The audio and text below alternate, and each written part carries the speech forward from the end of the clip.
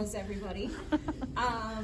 So most of you probably know me, and I'm assuming all of you know fabulous Jackie Park, but we are here tonight to discuss Jackie's book, The Podcast Handbook, Create It, Market It, Make It Great.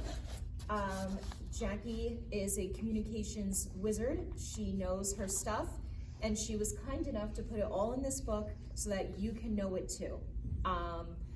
One thing I really love about this book, you can see I've tabbed it and really gotten into it myself just as a podcast fan, not even as a creator, is it really is evergreen.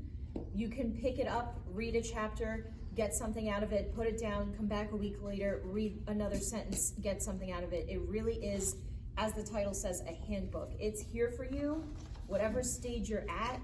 This is the key you need to understand podcasts or even make your own. So without further ado, I just want to say thank you, Jackie, for sharing your knowledge with us. I'm really excited for our conversation this evening. Thank you, and I just want to shout out Miss Allison, Hi, Allison. who was one of the editors for the book.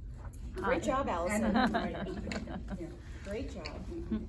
So, Jackie, podcast handbook. What is a podcast? Well, a podcast is one of the most misused terms. A lot of people think it's video, but it's not. It's audio. It's actually an audio file. And it's something that you can download and share with other people. It's not video at all. Okay. That's funny because I listen to a lot of podcasts that do have a video portion, but I never find them very good. I feel like it's a guy with a beard and a webcam, and it's just like, maybe I'd rather just listen to you. So I'm glad that the vibe is supposed to be just listening, because I think some people could learn a thing or two from that. They're not as pretty as they think. And it's also very intimate, you know, because you're with this sound, you're this audio, whatever it is, music or true crime, whatever it is, you're with this, you know, this sound in an intimate place where you can listen wherever, whenever you want. Yeah, and I think there is something different to it as well. You say with the sound, I think that's totally true. When you know it's just you and the mic, and you have to convey this story with just your voice, it is a little different than if you're leaning back on a couch having a conversation. Mm-hmm. It's a different skill that I think is portrayed better in a podcast than just listening to like banter. Yes. Cool. So how did you get into podcasting? Well, I had a sports entertainment magazine. It was online called Huddling with the Pros. Some of you guys might know. And what it did was it focused on the off-field, off-track, whatever, on sports. So we focused on, you know, like I don't know, Tony Stewart. He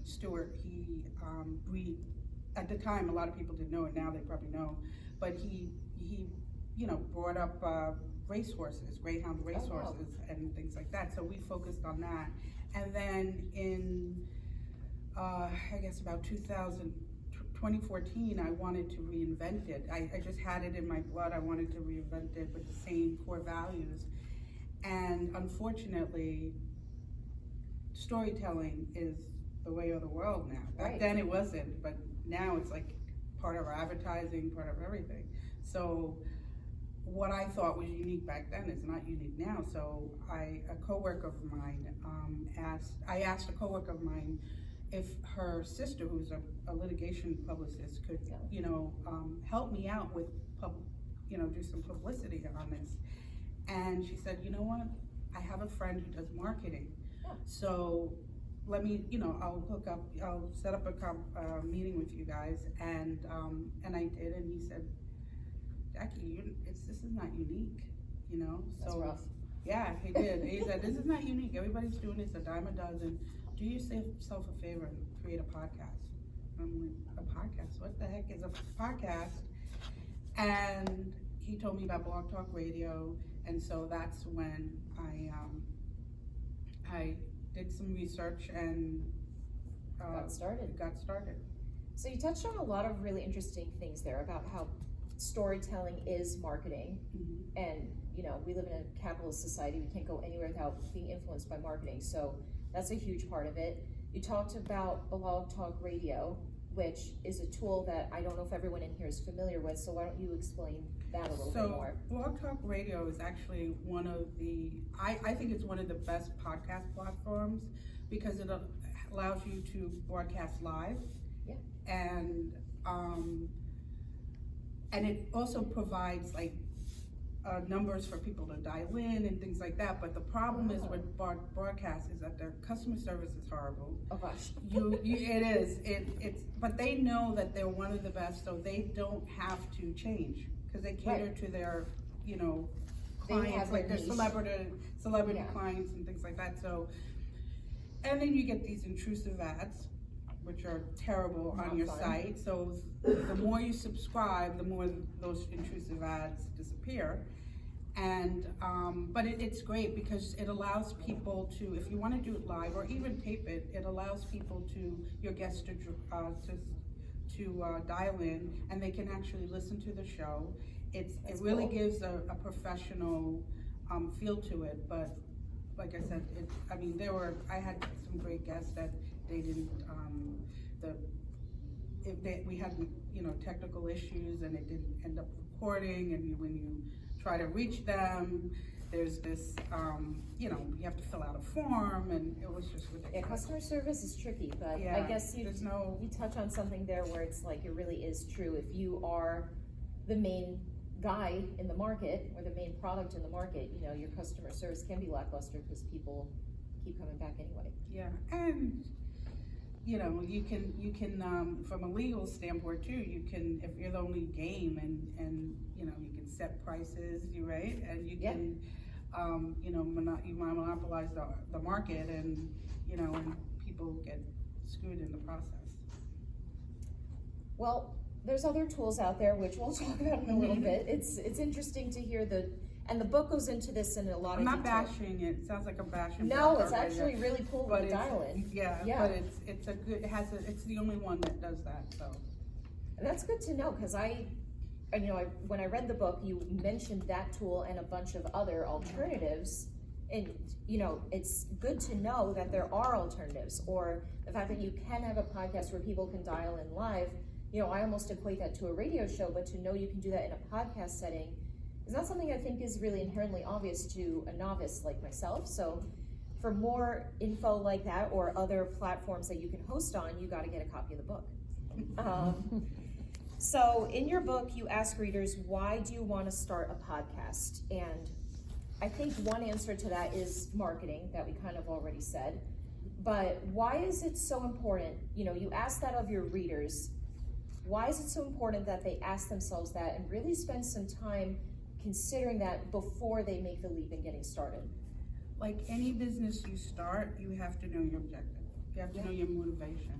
So it is important to know why you're starting this podcast. Is it, just for a hobby? Is it to make money?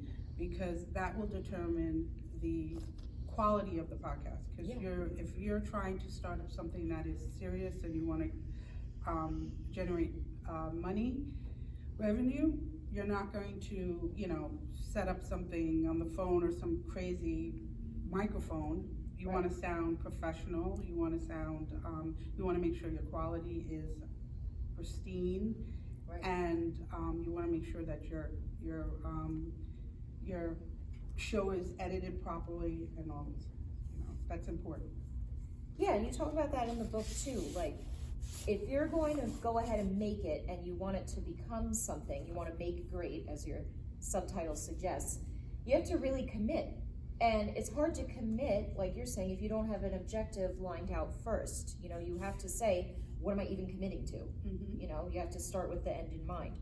So that is definitely an important question for someone to get started. And then in the book, you have another question of, why is it important to define your audience? So you say, I want to make a podcast because of X, Y, and Z. I'm passionate about ABC topics that I want to bring to the world and maybe get some ad revenue while I'm there. But when you say bring it to the world, who is the world? Who is the audience? And how do you determine which niche you want to go for? You have to know who your audience is. That's one of the most important things, because if you are trying to sell, I don't know, Barbie dolls, You're not going to, you know, market it to Me. millennials or you know what I mean? So, so that's the thing. You need to know who your audience is, and you want to meet them there. You want to be able to market to them and allow them to see what product you're getting, you're selling. Right, yeah, and I mean, that touches on something we started this conversation with, which is podcasting is really used more and more as a marketing tool. Yeah.